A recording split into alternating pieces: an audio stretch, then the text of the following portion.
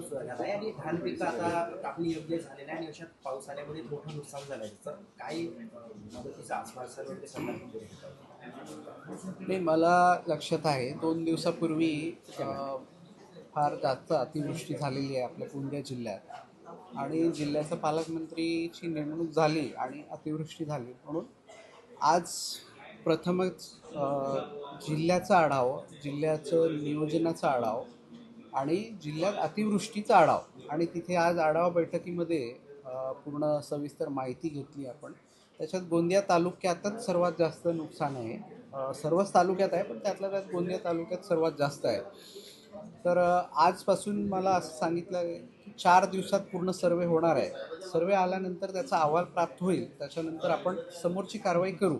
पण शासन हा गांभीर्यपूर्वक याला आपण कास्तकारांच्या शेतकऱ्यांच्या पाठीशी आहे ती.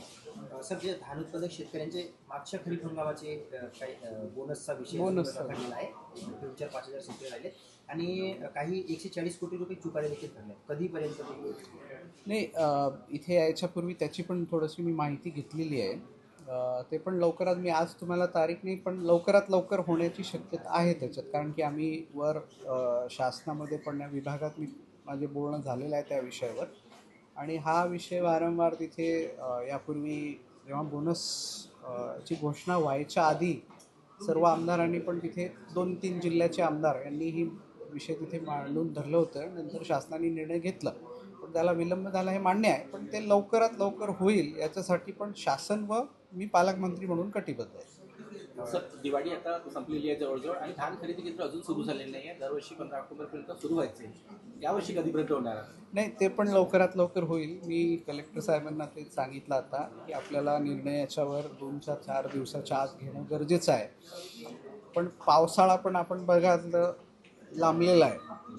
आता याच्यात धान खरेदी हा म्हणजे विषय दिवाळीच्या आधी व्हायला पाहिजे, पण आता ठीक आहे, त्याला थोडंसं विलंब झाला पण 4-5 दिवसाच्या आत आपण सुरू करण्याचं तिथं ध्येय आहे.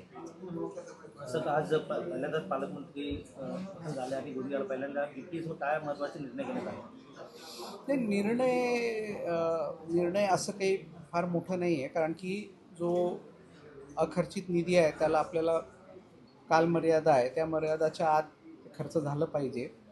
त्याच्यात सर्व विभागांचे आढावे घेतले. त्याच्यात आवर्जून PWD असेल, ग्रामीण विकास असेल, ऊर्जा विभाग असेल, त्याला थोडंसं प्राधान्य PHC असेल, PHCची माहिती पूर्ण जिल्ह्यातल्या आणि गव्हर्नमेंट मेडिकल कॉलेजची सध्याची स्थिती आणि त्याच्यात काय करणं गरजेचं आहे, हे 2-3 विषयावर आवर्जून चर्चा झाली आणि तो निधी 3-4 दिवसाच्या आत खर्च करा म्हणून असे कलेक्टर साहेबांना निर्देश दिले. सर, आता स्थानिक स्वराज्य